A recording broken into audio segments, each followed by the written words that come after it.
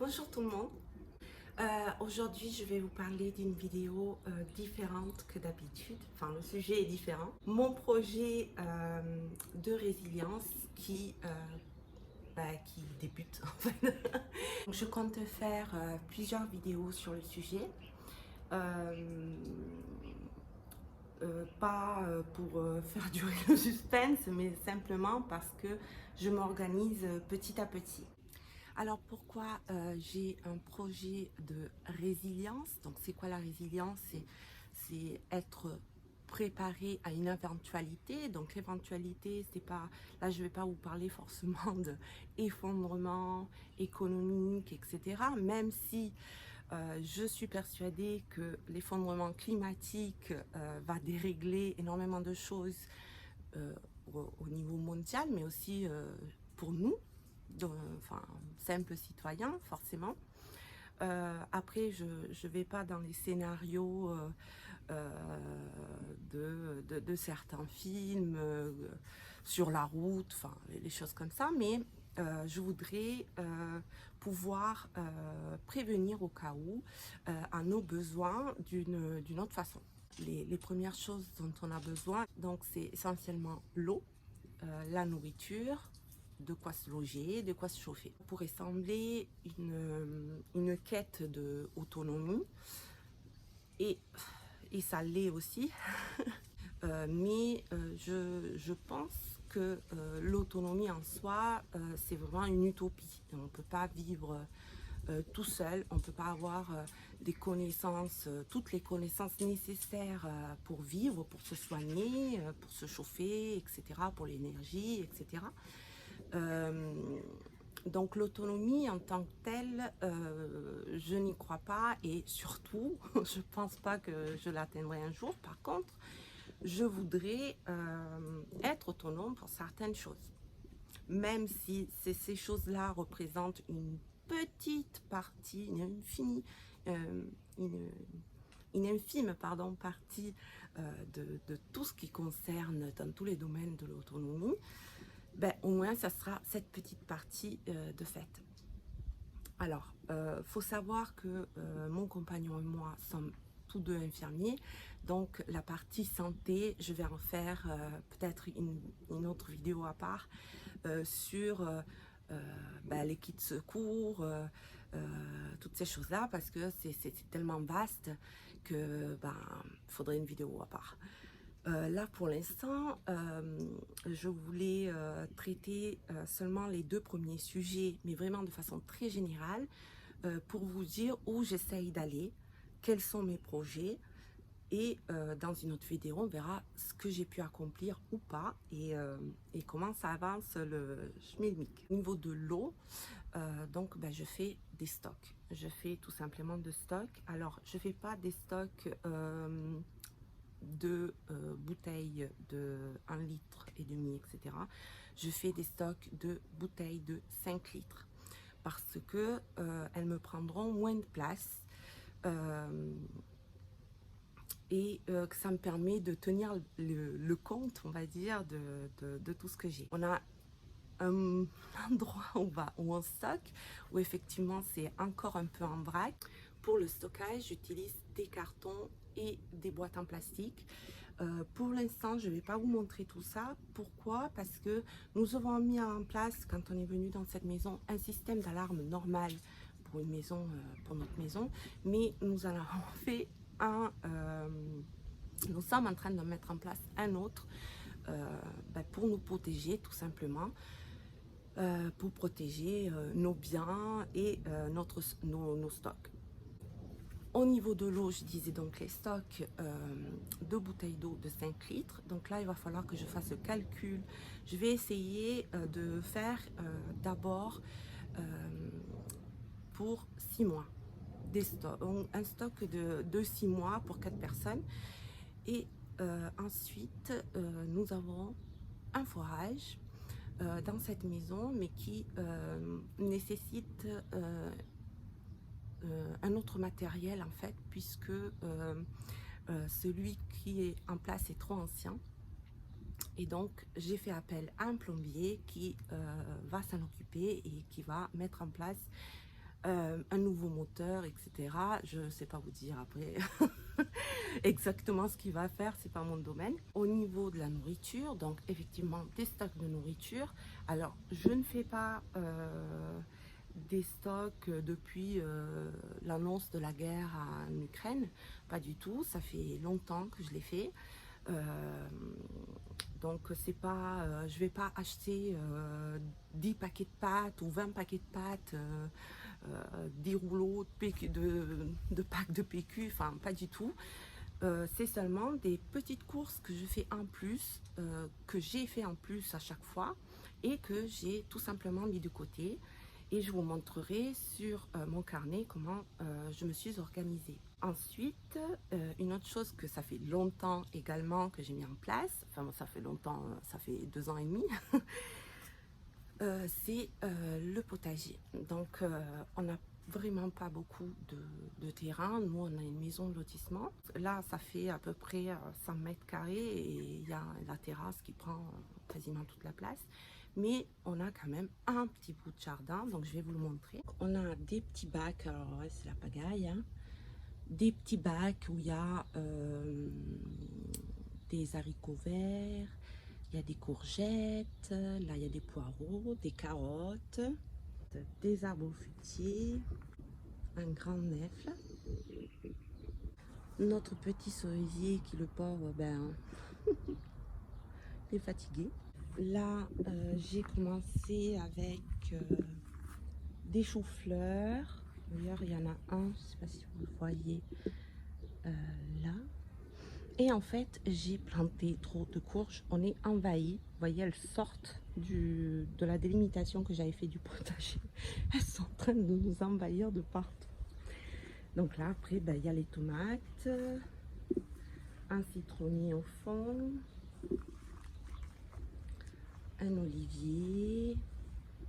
Ça, c'est la technique du baril pour les patates. Donc, je me suis arrêtée à mi-chemin. Normalement, là, je devrais recouvrir encore avec de la terre. Mais vu que c'est la première fois que je fais avec un gros baril de 220 litres, j'ai fait que la moitié et je verrai pour l'année prochaine. À savoir que j'avais fait la même méthode, mais avec un bac beaucoup plus petit qui faisait, je crois, 35 litres. Et ça a été une réussite. Donc, j'espère avoir des patates cette année.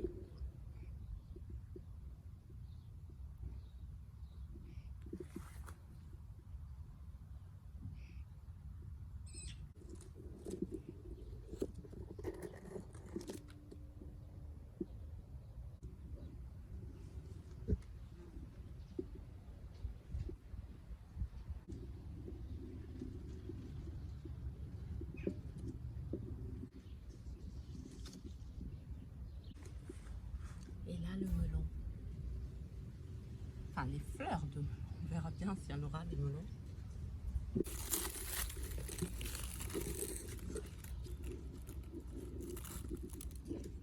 Nous avons aussi des petites vignes. Oh, c'est des bébés vignes, hein, encore. Donc les bruits, comme d'habitude, hein, c'est ce petit être-là qui les fait. Même en respirant, elle fait du bruit. Tu fais coucou, Boubou. Boubou, bambou. Moi, elle m'ignore. Alors, j'ai tourné donc la première partie de la vidéo où j'essaye de vous expliquer en général de quoi va traiter la vidéo. Et en fait, déjà, je me rends compte qu'il y a plein de choses que j'ai pas dit. Donc, je sais que ça ne sera pas exhaustif. J'essaierai la prochaine fois de préparer une vidéo où tout ce que je veux dire est écrit là clairement avec les enfants. Je n'ai pas eu le temps. Je vais passer au côté pratique en fait de comment je vais stocker et noter ce que je stocke. Pardon. Je recommence. Comment je note ce que je stocke. Alors, je le fais d'une façon hyper simple en fait. J'ai voulu faire un calcul pour environ 6 mois, d'accord? Donc, j'ai fait 6 mois, 25 semaines. 25 semaines, à peu près 370 repas, 370 petits déjeuners et goûters ensemble. Une bouteille d'eau par jour, ça ferait 185 litres. Alors clairement, c'est pas suffisant. Alors, ce que je veux mettre en clair, c'est que c'est pas au vu d'un effondrement quelconque, ça peut être une perte d'emploi, ça peut être, c'est une façon de se protéger d'une catastrophe ou de quoi que ce soit qui peut arriver dans la vie de tout le monde. Alors, j'ai commencé par séparer la réserve donc alimentaire. J'ai fait une autre réserve non alimentaire, là c'est du matériel, que je vous présenterai dans la prochaine vidéo. Et j'essayerai certes d'être plus exhaustive que cette vidéo-là. Donc j'ai fait un code couleur parce qu'il me semblait que c'était plus clair. Et j'ai mis un code couleur par année. 22 en rose, 23 en jaune, 24 en vert, 25 en violet, 26 en bleu, 27 en orange. Alors, pourquoi il y a encore 2022? Parce que comme je vous ai dit, j'ai commencé à faire les réserves il y a longtemps. C'est-à-dire que là, par exemple, s'il va y avoir une pénurie, je ne sais quoi, en farine, par exemple, là, maintenant qu'on parle du blé, etc., je ne vais pas me rouer dans le magasin et acheter 10 packs de farine puisque j'aurai déjà mes stocks à la maison. Donc, ça permet aussi aux autres personnes qui ne sont pas préparées, entre guillemets, à l'éventualité d'une pénurie d'un certain produit alimentaire de pouvoir se le procurer. Donc là, vous voyez, j'ai fait les catégories. Alors, vous voyez l'eau, très mal. Parce qu'en fait, on avait fait déjà un stock que je n'avais pas noté et que nous avons utilisé. Donc là, l'eau, je reprendrai après à part. Là, je fais juste les petits stocks. Je vous parle juste des petits stocks alimentaires. Donc là, les gâteaux biscuits, on en a 1, 2, 3, 4, 5, 6, 7, 8, 9. On en a 9. Et ils sont en jaune. Ça veut dire qu'ils vont périmer en 2023. Donc, ça veut dire qu'en fin 2022, je vais piocher, je vais prendre tous les produits qui sont en jaune, qui sont en 2023, et je les remplacerai par la suite. Donc, ce qu'il me manque encore, c'est noter la quantité qu'il me faut pour 6 mois pour 4 personnes. Et ça sera dans la prochaine vidéo, quand j'aurai pu faire mes calculs, etc. D'accord ? Là, sachet de sésame, enfin, il y a un peu les choses que nous mangeons, par exemple. C'est-à-dire, vous verrez pas, par exemple, des conserves de poivrons, puisque je suis intolérante, ou d'autres choses que vous, vous consommez habituellement, mais pas nous. Paquet de bonbons, l'eau, j'ai dit, j'en parle plus tard. Les conserves de couscous, donc en fait, ça c'est une conserve, j'en ai acheté une pour tester. Et nous l'avons trouvée délicieuse, donc j'en ai acheté 3 autres. Et elle périme en 2025, donc je suis tranquille. Ensuite, il y a des produits qui ne se périment pas. Par exemple, le chocolat noir. Alors, le chocolat noir, par contre, ne se périme pas quand le pourcentage de cacao est très élevé. Donc, moi, ils sont à 72%, je crois, mais il existe jusqu'à 99%, il me semble. Le miel également, le sel, le sucre. Donc, tout ça, c'est stocké non pas dans des cartons, mais soit dans des boîtes en verre, soit dans des boîtes plastiques hermétiques. Parce qu'on ne sait jamais s'il y a des insectes ou s'il y a quelque chose qui coule, si le carton se perce, j'en sais rien. Ensuite, l'huile d'olive. Donc, l'huile d'olive, j'avais commencé il y a longtemps. C'est pour ça que là, vous voyez, il y en a 4 en rose et c'est 2022. Donc, je vais devoir les sortir de là où je stocke l'alimentation. Et pour qu'on puisse les consommer, je me rappelle que c'est en fin 2022, donc pour qu'on puisse les consommer avant la fin de la date de péremption. Et là, il y en a 1, 2, 3, 4, 5, 6, il y en a 6 autres qui périment en 2024. Et en fait, là, les 4 que je vais enlever, ben, je vais tout simplement, aux prochaines courses, racheter une bouteille, puis encore une autre, puis encore une autre. Et par exemple, si je dis que pour 6 mois, il me faut 25 bouteilles d'huile d'olive, il faudra que j'arrive aux 25. Comme ça, je sais que mon stock d'huile d'olive pour les 6 mois est là. Que je le fais tourner, c'est-à-dire que ben, je vais prendre ceux qui se périment dans l'année à venir et je vais les remplacer pour pouvoir avoir toujours les 25 bouteilles d'huile d'olive à disposition. Là, je vous les montre comme ça. Vous pouvez tout à fait faire un pause, un screenshot en fait. Mais bon, je vous dis, ça s'adapte à chaque famille et certainement qu'il me restera encore des aliments à rajouter.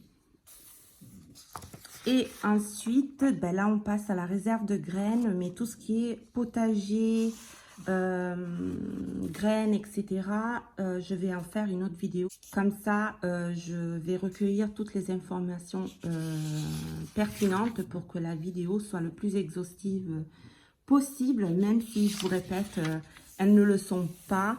Je ne suis pas professionnelle de survie ou quoi d'autre. Je le fais pour, comment dire, tout à l'heure j'ai utilisé le terme de résilience, mais je pense que le plus approprié, ce serait un autre terme qui ne me vient pas en tête, de la prévoyance, voilà, de la prévoyance, et que nous ne savons pas si on aura un autre confinement ou par exemple l'eau potable du robinet, enfin l'eau du robinet, on ne sait pas pour quelles raisons ne devienne pas potable, enfin c'est là la résilience, c'est se préparer à une éventualité. Donc je dis pas là que j'espère ou je crois qu'il va y arriver je ne sais quoi, même si, comme je vous ai dit tout à l'heure, je suis tout à fait convaincue de l'effondrement climatique qui est en cours. Et par rapport à ça, j'essaye dans mon petit monde de faire des choses, même si quand je regarde certaines vidéos de chaînes comme il y a le feu ou des choses comme ça, c'est vrai que on se dit souvent, oui mais attends, moi petit citoyen de rien du tout, je fais le tri de mes déchets, j'essaye de consommer le moins possible d'électricité, etc. Et puis tu vas dans un hôtel 4 étoiles, tu vois des fontaines, des lumières à outrance, du gaspillage, enfin bref. Je comprends tout ça. Maintenant, c'est pas pour autant que je ne vais rien faire, entre guillemets. J'ai passé une période de ma vie, bon, je vais pas y revenir dessus, mais où j'avais un peu mis de côté tout cela, puisque j'étais en dépression, je le suis toujours, mais là, je remonte un peu la pente. Et voilà, donc j'ai envie de laisser à mes enfants le plus de connaissances possible pour pouvoir survivre, le plus de mode de vie qui n'est pas dans la croissance éternelle comme on croit l'être, mais d'avoir un mode de vie plus simple. Je pense relire La sobriété heureuse de Pierre Rabhi, qui malheureusement n'est plus là. Mais voilà, j'ai plein de bouquins qui m'aident un peu dans cette quête. J'en ai 2 autres qui doivent compléter un peu tout ça. Je pense que je ferai une vidéo sur les livres que je trouve les plus riches pour moi. Parce que c'est vrai que y a beaucoup de bouquins qui parlent d'autonomie, qui parlent de revenir, comment dire, à la maison rurale, les choses comme ça, mais c'est pas donné à tout le monde de pouvoir tout lâcher et s'acheter un mas ou une maison ou un terrain à la campagne. Donc, enfin, je ne sais pas ce que vous en pensez, mais en tout cas, ce n'est pas mon cas. Moi, je vais rester chez moi, dans le sud, même si je sais que ben, ça va devenir un four d'ici quelques années. Je vais faire en sorte de donner le plus de connaissances pratiques à mes enfants, ne serait-ce que pour économiser de l'eau, pour faire pousser un plant de tomate, pour, je sais pas, enfin j'aimerais vous dire élever des poules, mais je ne peux pas élever des poules techniquement. Bon, je m'égare, je m'égare. Donc, j'ai acheté j'ai trouvé sur le site de APS, Apprendre, Préparer, Survivre. Je ne suis pas du tout dans le mode survie, par exemple, avoir du bushcraft, faire du bushcraft, pardon. Je peux clairement pas le faire, on me laissé dans la forêt, je suis complètement paumée, hein. Et c'est là que j'en viens aux apprentissages, aux connaissanmes qu'on peut laisser à nos propres enfants, puisque mon père, lui, par contre, c'est un vrai MacGyver. Tu le laisses dans la nature, dans la forêt, il sait quoi manger, il sait quoi pas manger, il sait allumer un feu, il sait construire un abri, etc. Et il ne m'a jamais transmis tout ça, il a essayé, mais à une époque où je m'intéressais pas, et du coup, ben, je regrette. Donc, je veux pas faire l'erreur de laisser tomber avec mes enfants et de leur transmettre ces savoirs. Bon, je m'égare encore une fois. Donc, bref. Donc, je suis en train de lire celui-ci, de piocher les informations qui m'intéressent, puisque je vous répète, ben, dans tous les livres, vous avez des sections qui plus ou moins vont s'adapter à votre mode de vie ou à l'endroit où vous vivez. Par exemple, tout ce qui concerne l'élevage d'animaux, eh ben, moi qui n'ai pas de moutons, de chèvres ou quoi que ce soit, ben, ça va être difficile. Je vous disais que je vous aurais parlé de l'eau. Donc, au niveau de l'eau, ce que je ne vous ai pas mentionné tout à l'heure, c'est un récupérateur d'eau de pluie.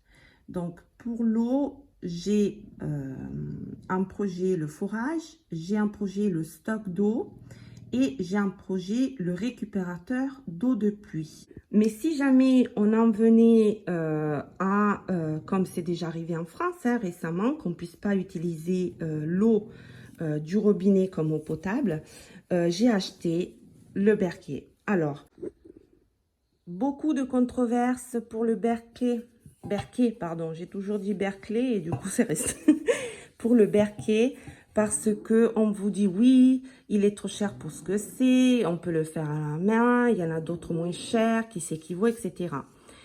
Oui, j'en ai testé un. Il était censé être en acier, un qui n'était pas Berquet, qui était moins cher. Il était censé être en acier, inoxydable. Ben, il a rouillé. Et ayant fait de l'humanitaire, j'ai travaillé au Burkina Faso. Je peux vous dire qu'ils utilisent des Berquets pour filtrer de l'eau non potable pour la faire devenir potable. Donc voilà, c'est un investissement.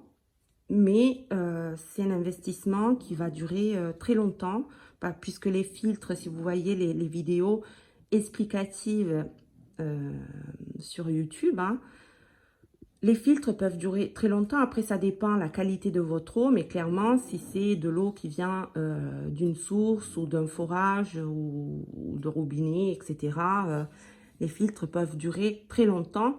Et puis, ben, j'investirai dans 2 autres cartouches de rechange pour pouvoir avoir le change. J'ai vu pas mal de vidéos qui sont très bien sur les besoins fondamentaux de l'être humain. J'ai rajouté pour ma part, j'en ai rajouté quelques autres pour pouvoir, si vous voulez, catégoriser. Donc je ferai en fait une partie, ben, par exemple, ça va être pour l'eau, ça va être nourriture, là, ça va être pour se chauffer, là, ça va être pour l'énergie, etc. Donc, ce nouveau carnet, je vais le compartimenter, enfin je sais pas comment vous dire, le diviser par section. Comme ça, s'il y a un argument, si par exemple je dois chercher quelque chose sur comment je vais faire pour les panneaux solaires, hop, je vais sur ma partie énergie et noter ce que je dois apprendre, le matériel qu'il me faudrait, etc. J'ai marqué manger, boire. Alors, elles ne sont pas en ordre de priorité, puisque boire, ça aurait été à la première place, hein, clairement. Manger, boire, s'abriter, se chauffer, dormir, s'éclairer, se laver, se soigner, s'habiller, se chausser et apprendre. Donc, cette vidéo se termine. J'espère qu'elle vous aura plu, qu'elle vous aura inspiré et que vous aurez envie de voir l'évolution de cette quête de résilience et de petite autonomie. Je vous dis à bientôt. Ciao!